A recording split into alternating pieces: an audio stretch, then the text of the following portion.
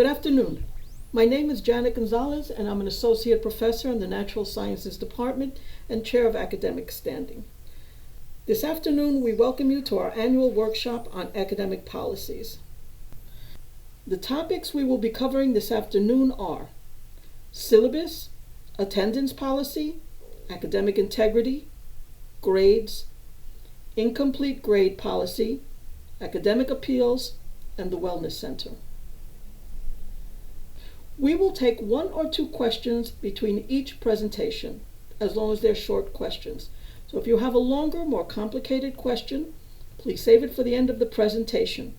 And if we don't get to you and your question, we will respond via email. Enjoy the presentation. Welcome everyone. My name is Lilla Turke and I am an associate professor in the English department. I'm also a member of the academic standing committee. I represent the English department.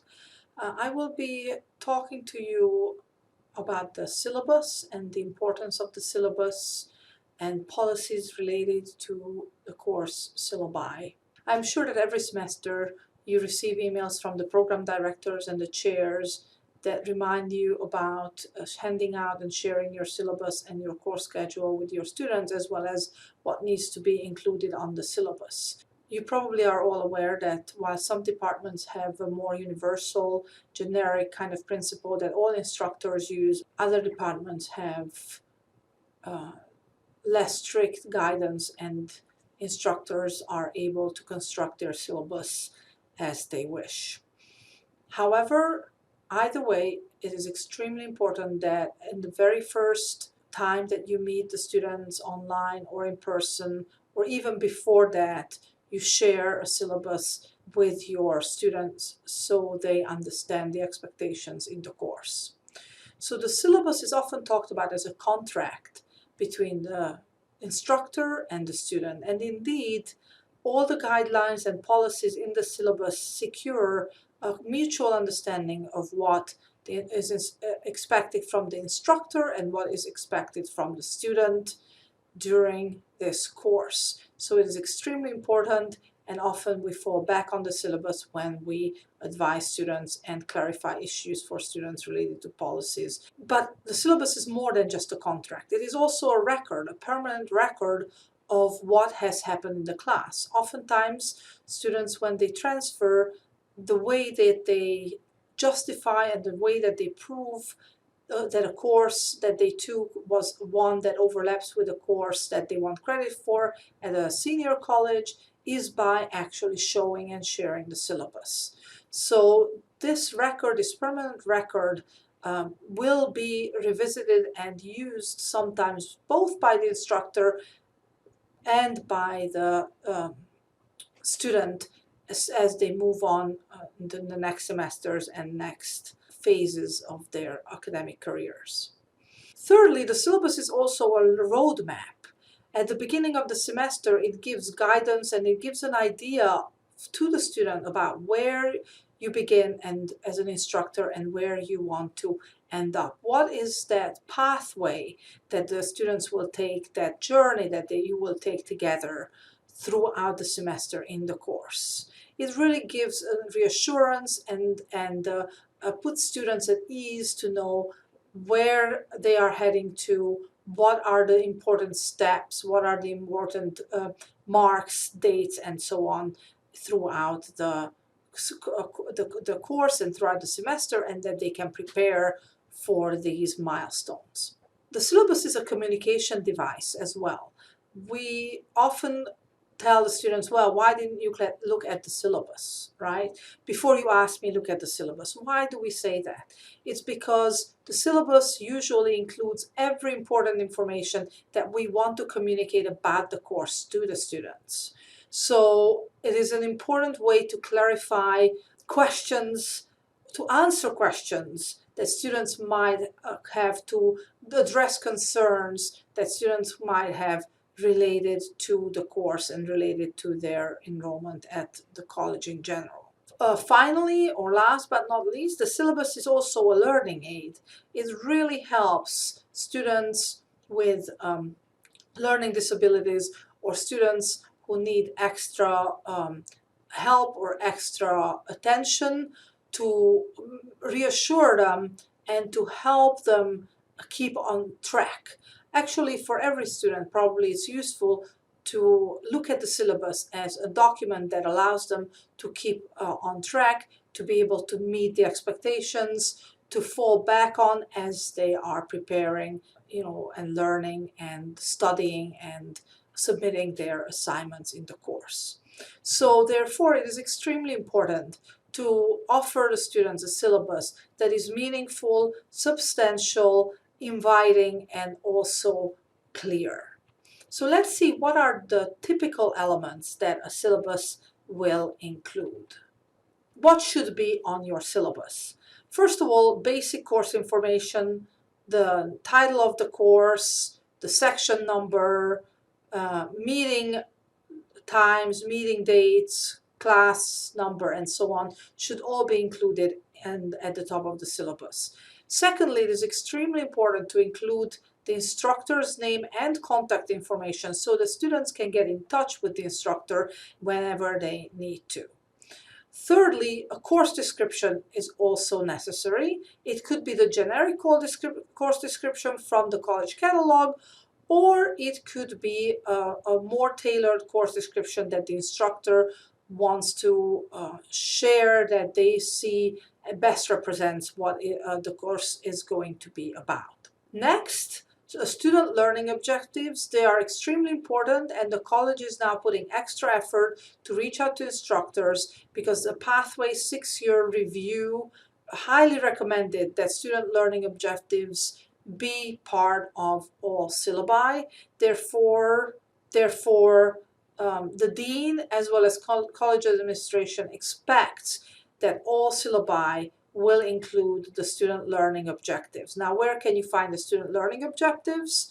The student learning objectives are available on the course proposal. However, if you're not sure how to get to them, or if you're not sure what they are, you can always reach out to your program director or your chair, even to the HEO of your department, to help you find those student learning objectives. Please remember, it is a requirement now to include those official learning objectives, SLOs shortly, on your syllabus. Next, the textbooks and the supplies that the students will need is also necessary so that students can purchase on time whatever books or whatever other supplies they will need to be ready for the course. Number 6, grading criteria. I'm sure that everyone is very well aware of this. This is extremely important for students. They need to know what the expectations are, what the assignments are, and how they will be graded.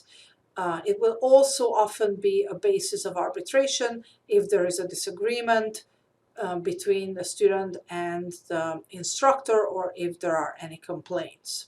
Course policies should also be included. Attendance, lateness, office hours, hybrid, remote learning policies, more recently, anything related to expectations that students need to adhere to, that they need to be aware of as they are heading into the semester, and that the instructor sees important for students to be aware of.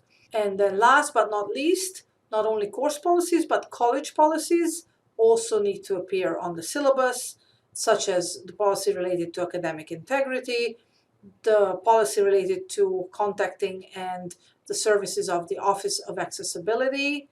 Office of Students with Disabilities has been replaced by the Office of Accessibility, just a note. And then any new policies, such for instance, more recently the course recording policy, in case you are planning to record your live sessions. So these elements should all be part of your syllabus, and in addition to this, week by week, learning module by learning module schedule is also very useful for students, so they again can get ready and see a pathway throughout the semester and understand the topics as well as the deadlines and the various expectations that is imposed on them during the semester. So these are all the things that a syllabus should include. And again, this is a crucial document, probably one of the most important documents that students will use and revisit throughout the semester, as well as take with them as they move on to their next semesters as well as next college.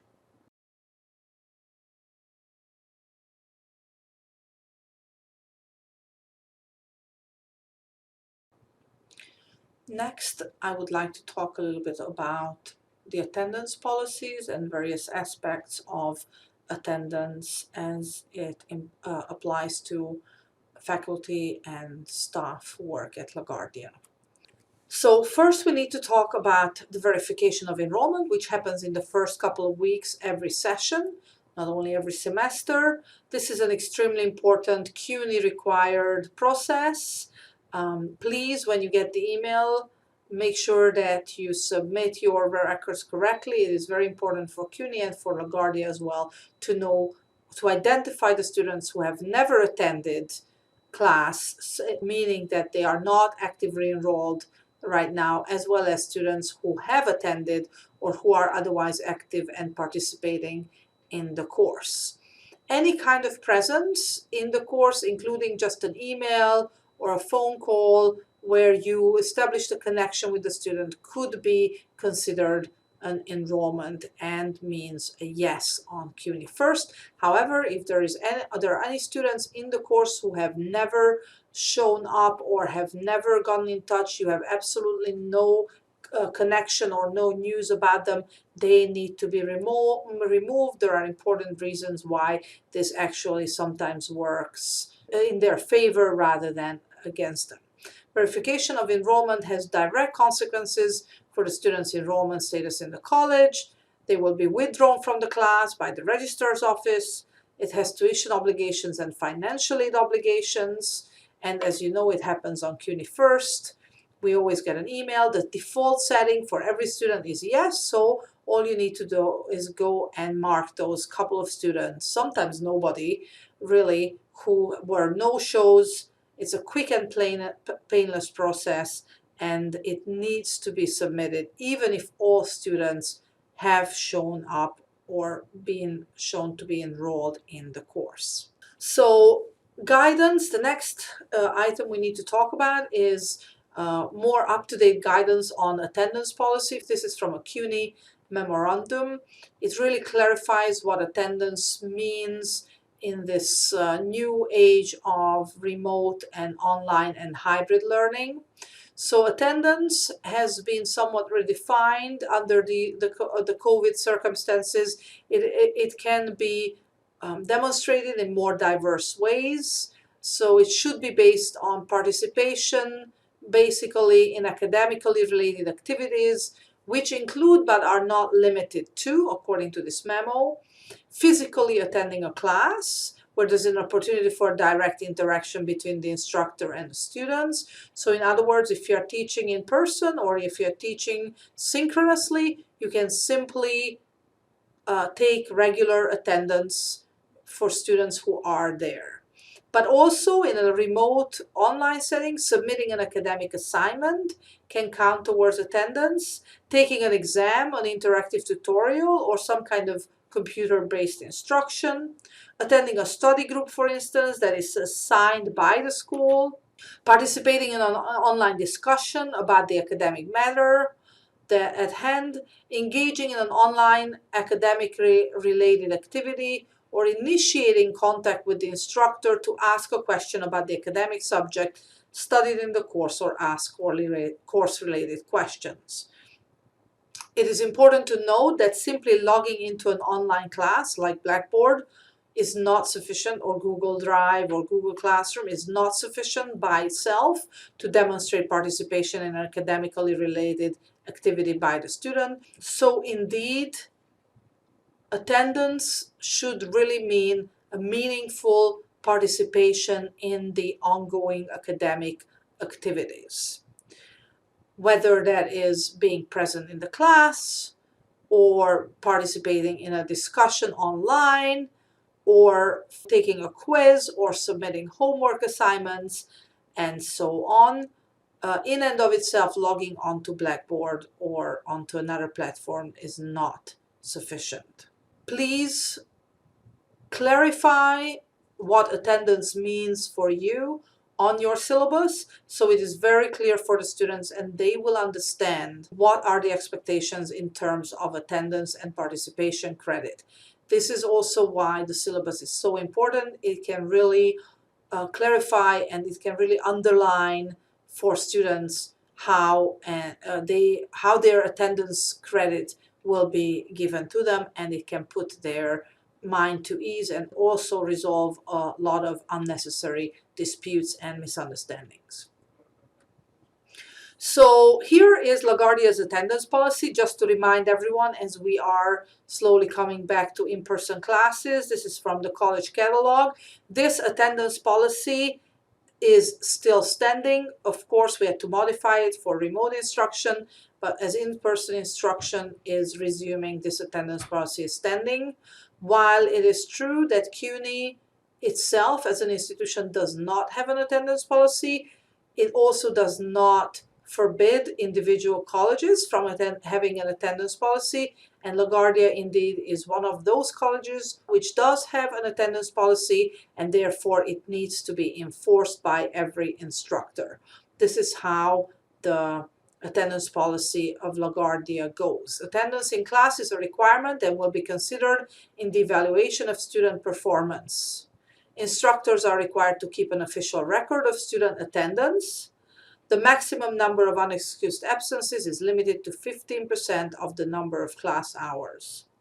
And the note is part of the language as well. Absences are counted from the first day of class, even if they are a result of late registration or change of program. So this attendance policy still stands, and it has three different aspects. One, attendance has to figure into the evaluation of students' performance. Two, instructors have to take attendance officially. Typically, it is done on web attendance, or it has to be done on web attendance as well. And third, absences are limited to about 15% of the number of class hours. So LaGuardia, the official way to take attendance at LaGuardia is through web attendance. Web attendance is not a CUNY software, this is a LaGuardia software, but since we have an attendance policy, web attendance is attached to that policy as the official attendance taking software. It is not optional, it has to be filled out every semester and every class. Please be aware that under the new circumstances, instructional circumstances, there are new options to reflect the nature of hybrid and online learning. And also, please take into consideration the modified CUNY guidelines for attendance that I have just described. So currently on web attendance, we have present, absent, late, online, and excused. Obviously, present is for any kind of synchronous or in-person meeting. Absent is a lack of participation and a lack of attendance. Lateness can be defined by being late to a meeting or by submitting assignments late. Online is the equivalent of present, but in an online remote setting. And again, it's mostly related to participation in the activities online and the discussion and submitting work. And excused is excused, which is what, the same as it has always been. It's at the discretion of the instructor to excuse an absence or not excuse an absence. Finally, I would like to quickly talk about the new guidelines that have come into place related to the use of cameras during live classes.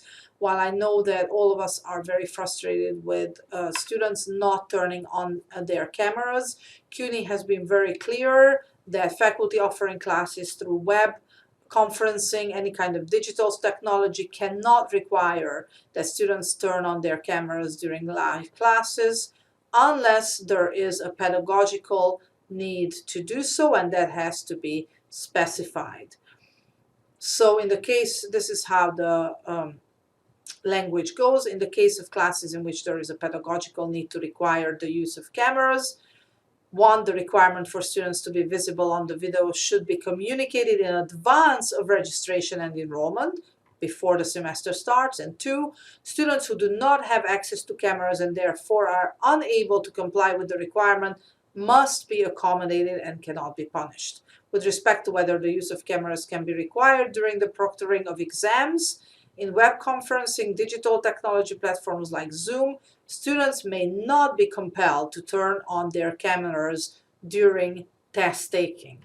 So this is not about our individual preferences. This is a CUNY policy that must be followed.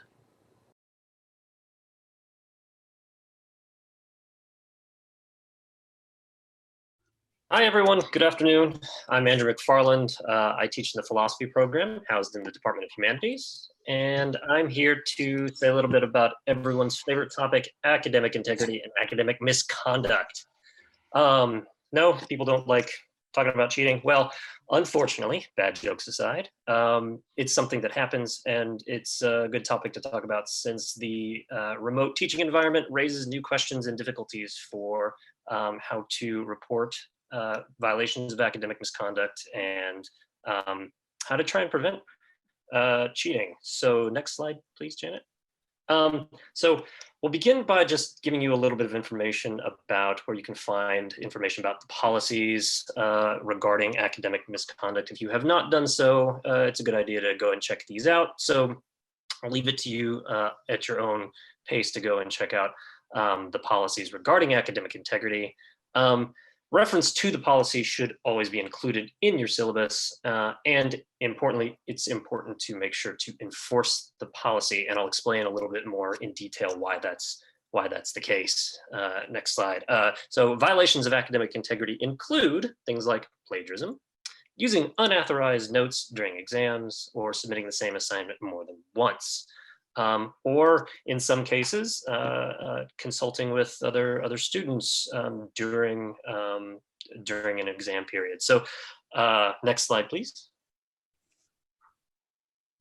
Okay, so a couple of things that you can do to try and prevent plagiarism. So what I've got on this slide, they're just suggestions. They're not to be taken as things that you are required to do, just a couple of suggestions or things to try and do. So one thing you can do to prevent plagiarism is try to design the assignment that's not plagiarizable. Easier said than done, right? For example, you might have a staged assignment, or you might have very specific instructions.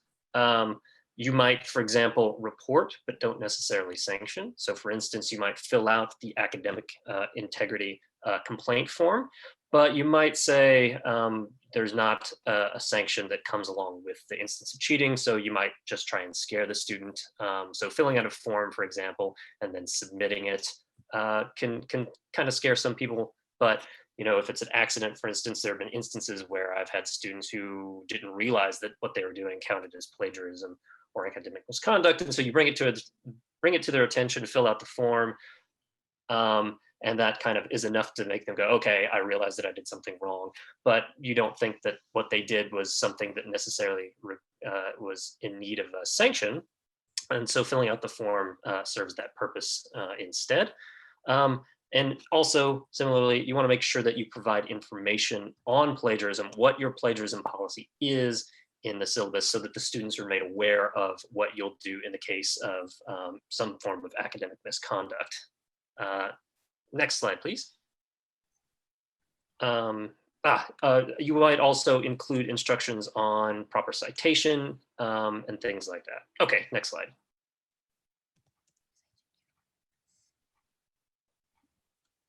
All right, other examples of ways that you can try and deter plagiarism. Add a paragraph about it, about academic integrity in your syllabus. Some faculty members like to go so far as to include something like a line where the students sign and say that they've read the academic misconduct, academic integrity policy, and that they've understood it. One other suggestion from some faculty members, we sort of crowdsourced suggestions from faculty members on approaches that they've taken to deterring plagiarism and academic misconduct, is try to have a conversation with them to understand the conditions that might actually lead them to cheat in the first place. and then see if you can get them to understand why that's problematic. If you are into having the computer do the work for you, you might use a detection device to let students know that you're doing so. So safe assign, turn it in, or you might simply Google suspicious sentences. As I like to remind my students, we also, as faculty members, do have access to Google as well. Next slide, please. So Blackboard integrates Safe Assign and Turnitin as apps that you can utilize within the course tools section of Blackboard. This is pretty handy because sometimes, so Blackboard and Safe Assign have things like time and date stamp, word count. It detects plagiarism by referencing it against a database of student papers that have been turned in, and also things that pop up on the internet. It gives you a percentage of the match, also a comparison with the source, and then shows a link to the source as well. Next slide, please. So Turnitin is very much like Safe Assign, but it also includes a few extra things. Allows for comments, but also checks grammar, spelling, sentence structure with an explanation, and so on. Next slide. All right, so here is the new fillable academic integrity form. Next slide. So you want to make sure to fill out this form, and I'm going to post a link to the form in the chat. So here's a direct link to that PDF form. It's now fillable for our new remote teaching environment. So couple of questions you might have: why fill out the form? So for instance, you might think, look, here's an instance of a student violating our academic misconduct policy. And you might think, well, I don't need to fill out the form.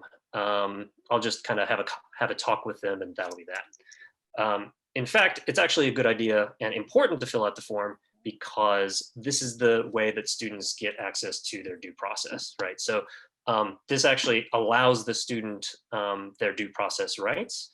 And it also allows you to protect and justify your own decision if you decide to go through with any sanction on it. So it's actually quite a good idea to fill out the form. It's actually beneficial to the student and for yourself. So please fill out the form, and don't just sort of not fill it out because you think that this is a better situation for the student. Next slide, please. So normally, if we were on campus, you'd fill out the form and then you'd file it in the office of Chief Academic Integrity Officer Lewis Merchant. So this information is kept separately from other records. The information does not appear on student records and transcripts.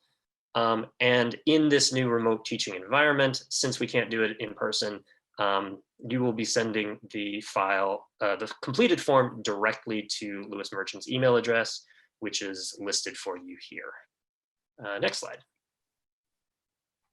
A few other suggestions have come up. Again, we reached out to faculty members to give us some suggestions or ideas. Again, keep in mind, these are not necessarily things that you must adhere to. Rather, these are just suggestions. Cheating, as we all know, is something that students can get awfully creative for. But imagine that students coordinate with one another. So for example, they're communicating via text or messaging apps. What do you do? One suggestion was come up with different questions for different students. So maybe different versions of a test. Another problem that I've encountered personally before also, there are these so-called studying websites, coursehero.com, or math problem-solving sites like Symbolab. And I've actually encountered full quizzes and tests on some of these courses before. So if you haven't done this, it might be something that you might look into. Just sort of Google your name and the courses that you teach, and you will maybe, to your horror, discover that there's a bunch of stuff that you've passed out or distributed from previous semesters, right? So what do you do about these things? Some of these sites, you will take the material down if you contact them, but a lot of sites just won't do it at all. So then what do you do if they're unresponsive and they don't take this material down? Well, you might try changing up exams or create questions that can't be solved just by plugging in values. So one really nice suggestion that we got from the MEC department was, so Symbolab, for instance, you'd plug in certain values and the computer just solves the problem for you. One suggestion was just come up with a problem that the correct answer isn't something like a particular computable value. So I think the suggestion was come up with something where you ask the student to explain how to set up the problem rather than telling them just plug in these values and you get this particular answer. So sometimes some of these cheating websites require us as faculty members to be a little more creative in helping to, or trying to deter plagiarism. Again, I don't think there's a one size fits all set of solutions to these things. And naturally, these will be things that will be specific to some departments and programs and not work so well for others. But these are good suggestions that we've gotten from some of the faculty members and our colleagues. And so thank you very much for those of you who reached out and let us know your suggestions. And that's it. Please stop plagiarism. I'm just gonna talk to you a little bit about the process, how you go about submitting your grades to us. And I'll be here at the end if you have any questions. So grades are collected at the end of each session, and they're usually due within 72 hours of the last date of finals. All the dates are published in the academic calendar, which you can find by going to LaGuardia website and searching academic calendar. All right, grades are submitted using CUNY First, which you should all be familiar with by now. And we send out detailed instructions, with step-by-step guides on how to navigate CUNY First and enter your grades. The process is relatively simple. Basically, you log into to your grade roster and you'll see the list of students who are still enrolled in your class, and each one has a drop down where you can select the appropriate grade from. So the process is relatively simple, but we send you detailed instructions that you can save and you can follow along step by step. And of course, we're available to help, whenever you have any sorts of issues. So what I kind of wanted to focus on today, talking about grades, is two grades that we award here at LaGuardia: the WU grade and the F grade. Grades A through D are relatively simple, right? Students are graded on a scale from A to D, which are passing grades. Where we usually find the confusion comes in is when should you award a WU and when should you award an F grade. So let me just start by saying you should not award a W grade in place of an F, and you should not do the reverse as well. Do not award an F grade in place of a WU.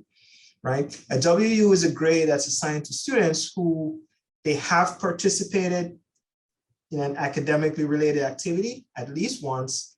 They stopped attending your class before the culminating academic experience. And this is CUNY's definition, right? And the culminating academic experience could be your final exam, your final paper, final project for a class, and they did not officially withdraw on their own. So when a student does not officially withdraw and they fail to complete the course requirements, then the instructor can assign the WU grade on the final roster. Just to reiterate, the F grade should not be given in place of a WU and vice versa. The grade of F is a failure grade, and that's given to students who they completed the culminating academic experience, final exam, final paper, final project, and they failed, right? So a student who completed the course unsuccessfully, they're granted F with the culminating academic experience. So the F grade is an earned grade. It's based on poor performance and the student not meeting, your learning objectives and outcomes that you specified, at the beginning of the class in your syllabus that you shared with the student. The grade can also be assigned if the student has completed most of the course, and then you have documentation of all failing coursework. You must retain this documentation for, in cases of when we get audited, and we do get audited. And so we can always refer to that when an auditor says, why was this student given a W and not an F, or vice versa? We can present whatever documentation that was saved by you, the professor. We're all human, so we realize that grades, sometimes you may make errors when selecting the grades for your students. These can be corrected using the grade change app in your faculty portal. And this is the LaGuardia faculty portal. So you would log into the LaGuardia website, select the faculty portal, and the grade change app will be there. I'll go through it, with some step-by-step pictures in a little bit. All grades must be accompanied by a sufficient explanation, and it must have the chairperson's approval. So once you submit that grade change, it goes to your chair, and they will look it over and decide whether it's appropriate or not, and then they will approve or deny. If it's approved, then it comes over to our office, and then we'll process it and push it to the student's record. If it's denied, then it bounces back to you, and usually your chair will tell you why they're denying that particular grade change. My colleague talked about WNs earlier, but just to reiterate, all WN corrections, they must be submitted before you submit your final grades for the session. All right, so sometimes you may have students who slip through the crack. They may not have attended classes at all. You may not have noticed, for whatever reason, right? They may have been in your class, they may have had a WN, it needs to be reversed. So this can also be done via the grade change app. And just one more time, just please submit all WN corrections before final grades are submitted. If you do it afterwards, it really causes a delay, in terms of processing, because it takes much more to process it at that time than if you do it prior to submitting your final grades. And just to walk you through a little bit through how you get to the grade change app on the faculty portal. So you log into your faculty portal on the LaGuardia website. You see here the grade change app, it's highlighted in yellow. You click on that.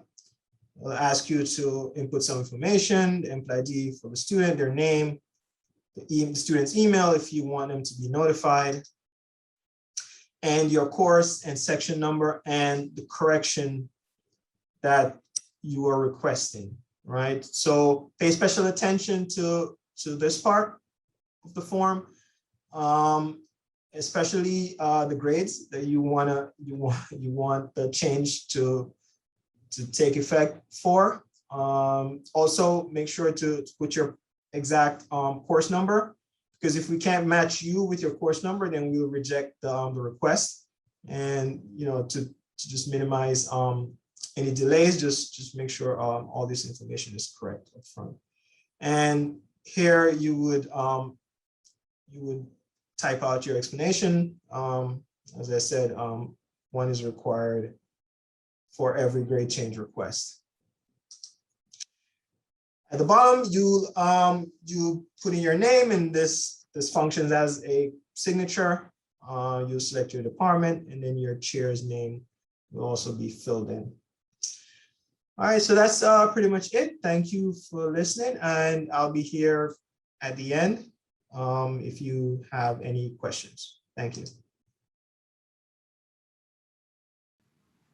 Hello, everyone. My name is Caterina Almendral. I'm from the Education and Language Acquisition Department. Today, I'll be speaking to you about the incomplete grade policy.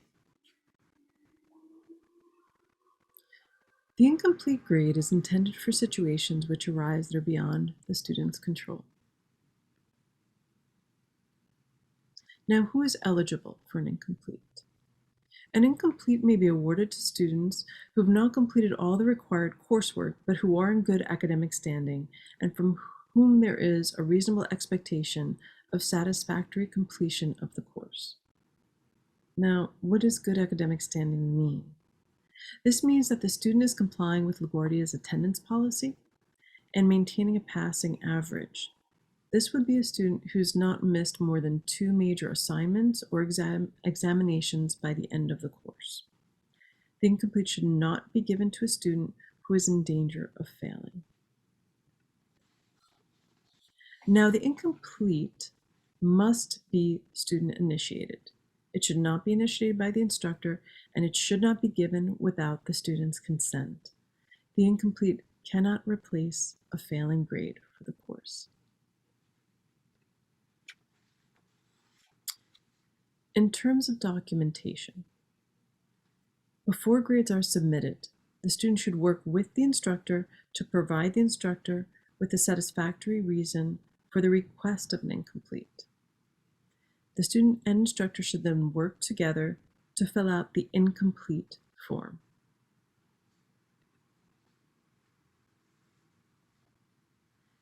Now, the incomplete form includes the deadline by when the student will need to complete all of the missing agreed upon work. The work must be submitted by the semester following the one in which the student receives an incomplete. So, for example, if a student does not complete all of their work this fall 2021, the student would be expected to complete the agreed upon work by the end of the spring 2022, which for us is sometime in August because we have 2 sessions within the spring semester, and our spring semester ends in August.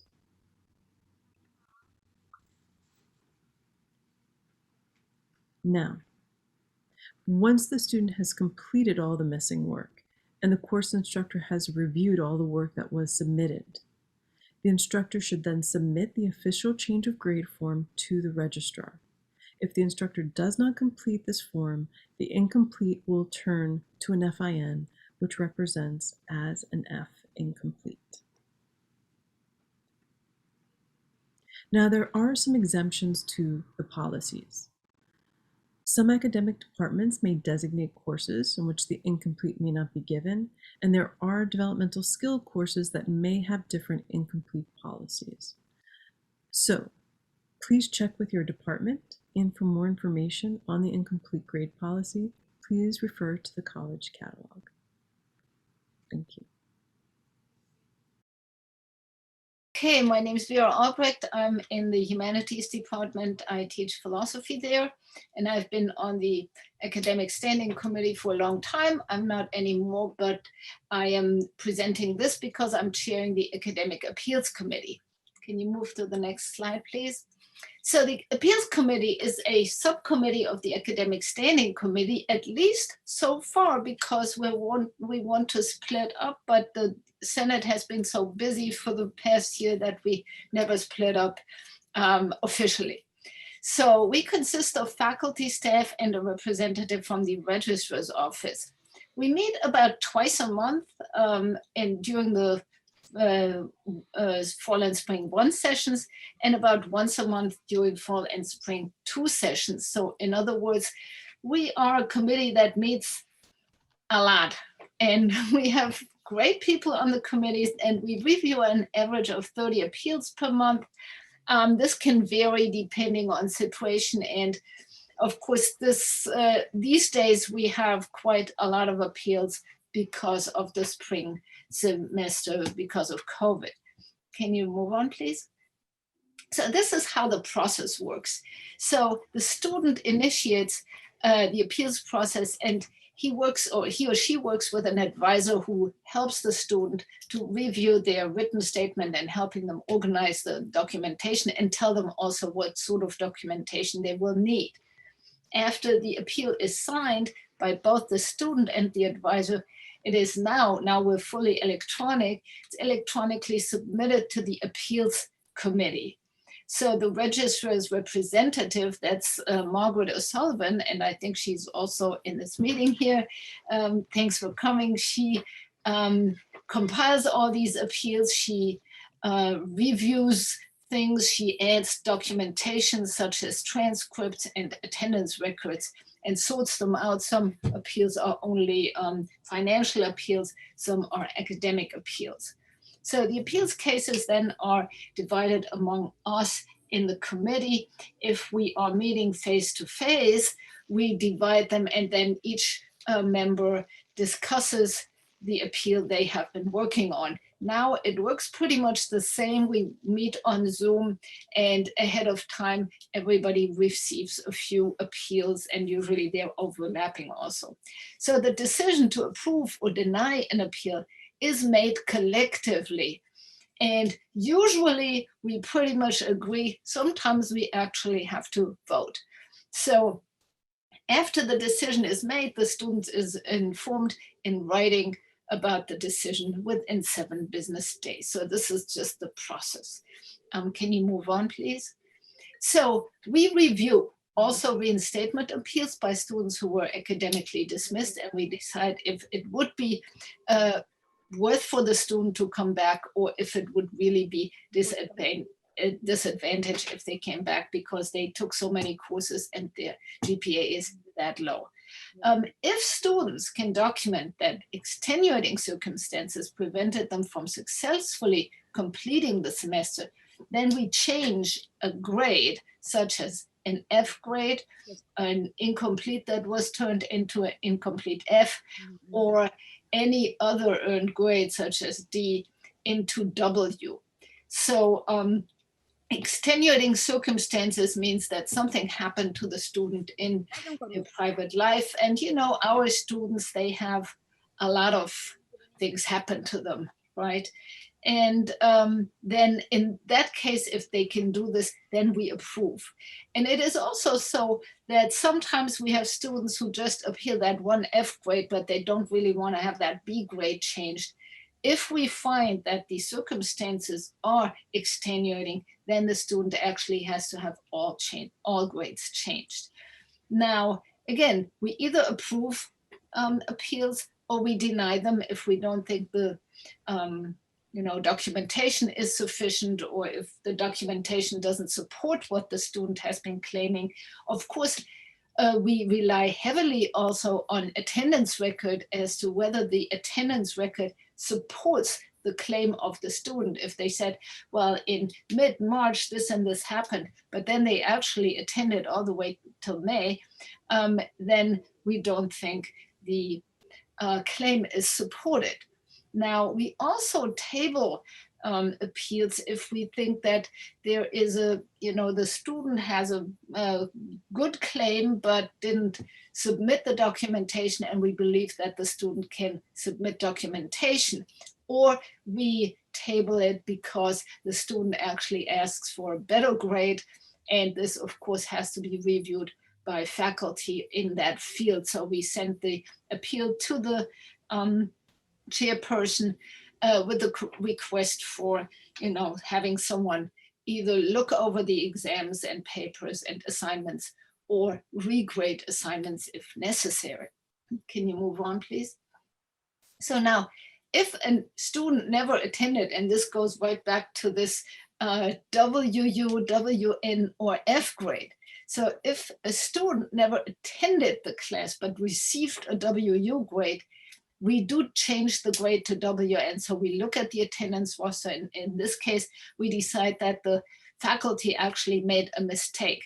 So for this reason, it is very imperative that attendance is taken accurately, that students aren't mistakenly put in as present when they're actually not present, or in the online environment that they marked online when they in fact never really participated at all in the online course.